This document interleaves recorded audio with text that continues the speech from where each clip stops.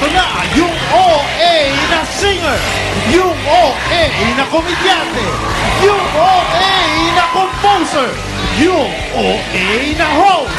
Please welcome, Ogie Abcasid!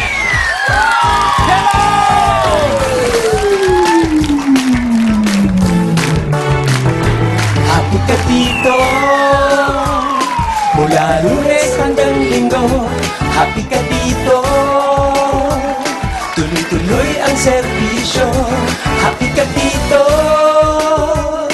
ikaw ang bida lagi sa bawat eksena. Mayroon kang kakampi, di ka na malulungkot pagkat narito kami. Happy ka dito, kapatid. Yay! Happy ka dito sa T5. Magandang umaga! Nako, bago tayo magtanghalian, samahan niyo muna kami dito sa OA sa tanungan at sagutan. Ito ang Pilipinas! Mga audience, sino ba sa inyo ang gustong manalo ng 300,000 pesos? Aba, ako rin gusto ko rin manalo at nakakasiguro ako na yung mga ating manonood gusto rin yan. Napakasimple lang naman ang gagawin. Pupulsuhan lang ang nasa isip ng Pinoy. Tapos, perfect score at mag-all-in sa jackpot round. Yun na yun, 300,000 pesos na. Teka, bago yan, gusto ko munang mamigay ng t-shirt. Bigyan ng t-shirt yan. Sino ang gusto ng t-shirt? Ahoy! Let's go, nanay! Gusto mo t-shirt? Yes! Ano bang pangalan nila? Lisa po! Lisa! Ano ang pangalan ng asawa ko? Regent Velasquez! How Kasit! Yes! Bigyan ng t-shirt yan! Sino ba may gusto ng t-shirt? Sino gusto ng t-shirt? Sino may gusto ng t-shirt? Sino? Sino? Sino may gusto ng t-shirt? Sino may gusto ng t-shirt? Sino may gusto ng t-shirt? Sino? Sino? Halika dito. Ano ang pangalan mo? Divina po. Bakit? Yung po bigay ng magulang ko sa akin. Bueno ngayon. Hindi ko po alam. Pinamati ko nga yung mga taga-UCC criminal Eh, pabati-bati ka pa, ha? Salamat po!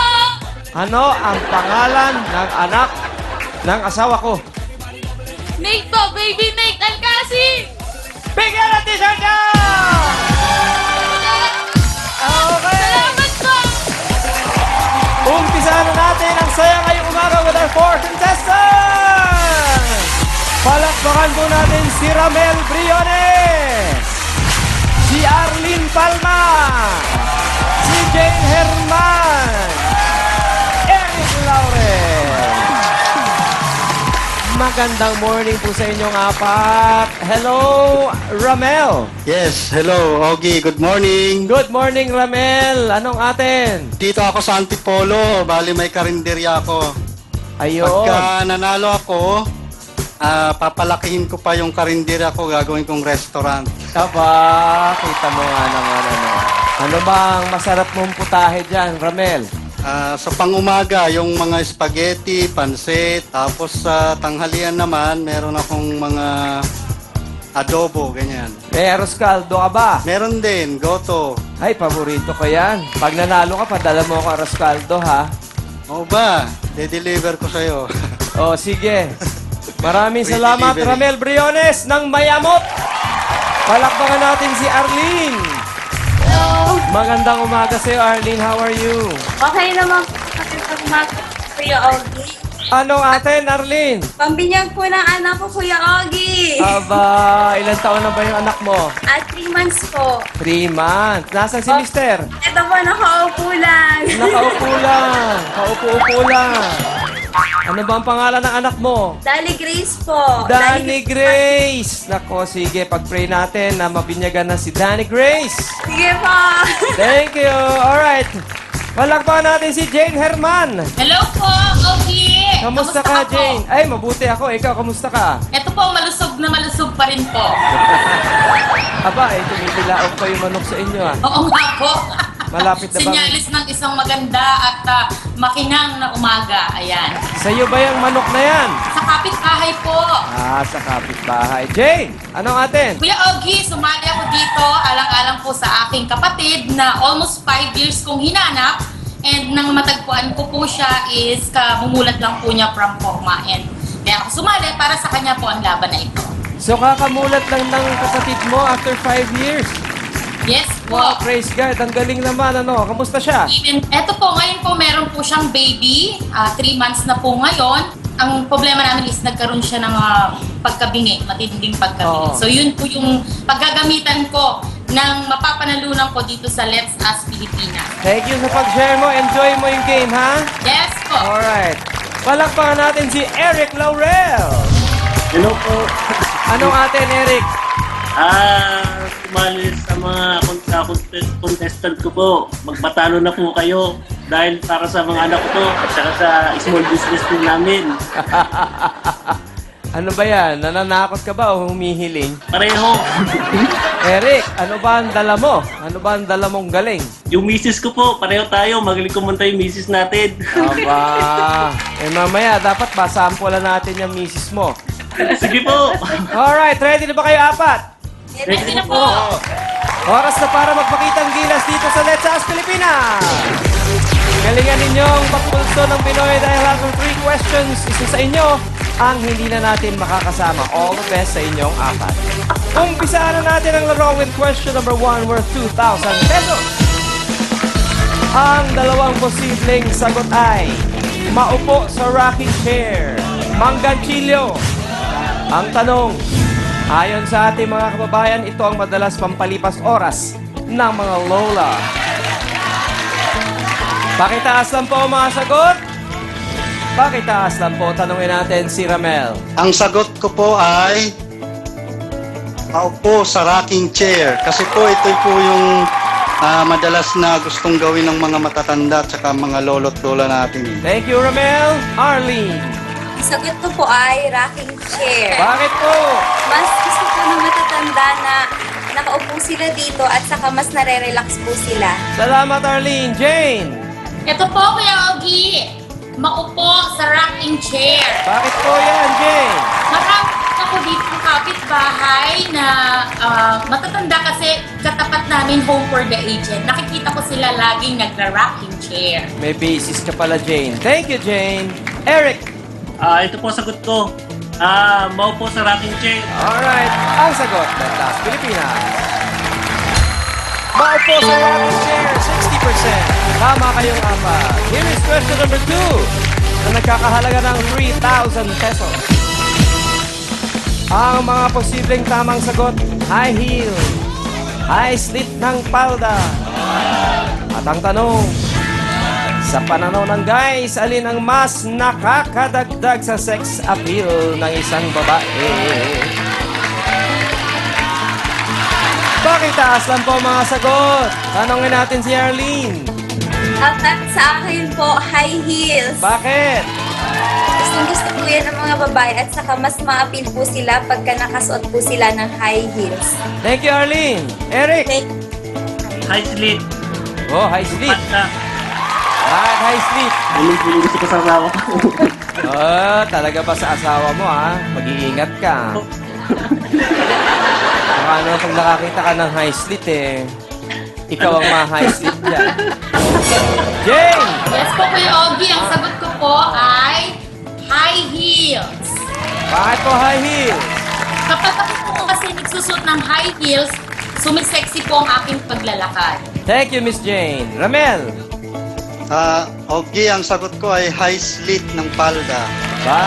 Bakit high slit? Kasi mas tinitingnan niya ng mga lalaki. Ano nga naman ang pakialam ng mga lalaki sa mga high heel? Wala. Wala kaming pakialam sa high heel nyo. Gusto namin high sleep. Ganon? Ay, hindi. Ang sagot ng SAS Pilipinas. High sleep ng palda. 69%. 31% na mga high heel. Tama ang mga lalaki. And here is question number 3 worth 4,000 pesos. Ang mga posibleng sagot. Mga estudyanteng nag-aaral. Mga maiingay mag-meeting. At ang tanong, aling customers ang mas nagbababad sa coffee shop?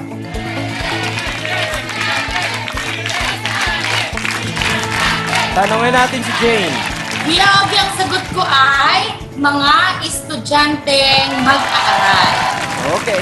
Ramel? Bali ang aking sagot yung mga maiingay mag-meeting. Okay, thank you. Arlene? Para po sa akin, mga estudyanteng nag-aaral po. Bakit? Tuwan ko po yan. Lagi po ako nagbababad sa coffee shop po. Umu-order ka naman ng kape. Hindi po. Nakaupo Patay. lang. Salamat, Arlene. Eric? Sagot ko po ay mga estudyante nag-aaral. Bakit po yun? Free wifi, matagal sila nagre-review doon sa coffee shop. Nagre-review ba talaga? Baka naman nagpe-Facebook. Baka nga.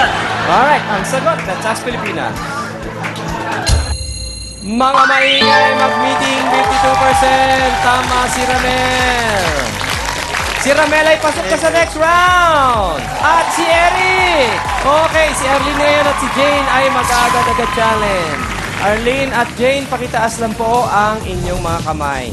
Mag-unahan kayong makakuha at makapagsuot ng t-shirt na may butas o punit. Agad-agad!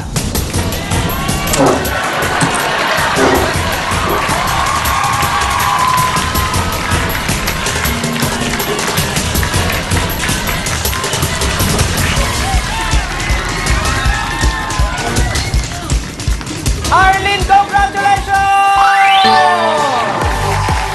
Miss Jane, pasensya na. Okay lang po, Kuya Ogie. Nag-enjoy naman po ako. Oo, pagdadasal natin yung kapatid mo. Yes po. By God's grace, gagaling siya, ha? Okay, thank you po. In Jesus' And good name. luck po. Alright, bang mabukay, Jane! Mga kapatid, tuloy lang ang ating laro with the 3 remaining contestants. Matapos nating bumisita sa ating barangay. Kamusta na mga barangay barkada?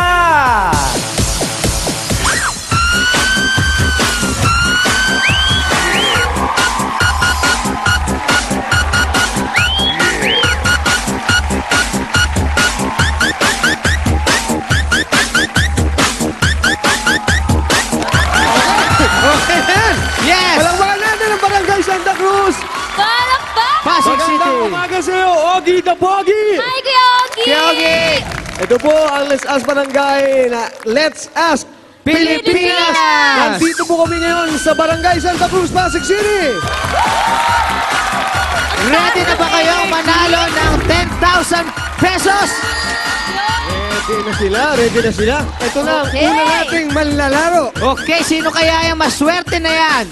8888! 88! Ayun!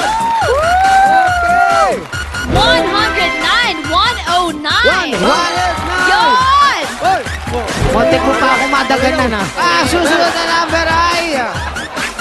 79! Okay! Ayun! Ayun! Ito po ang inyong pagpipilian. Letter A, Apo. nanay. B, tatay. C, kapatid. At letter D, inaanak. Ito naman po ang inyong tanong. Sabi ng mga taga-barangay Santa Cruz, dapat may regalo kapag birthday nino.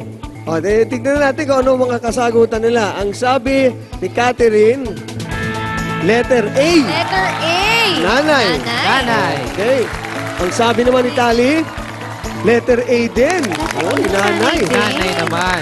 At sabi ni Aling Lilibeth, Kay Letter D. Di inaanak. inaanak. Ngayon alam na natin yung mga kasagutan ng ating contestant. Ano naman kaya ang tunay na sinabi ng Barangay Santa Cruz kung sino dapat ang niliregaluhan kung may birthday? At iyan ay sa pagbabalik ng... Let's Ask Pilipinas! Let's Ask Barangay dito sa Barangay Santa Cruz, Pasig City!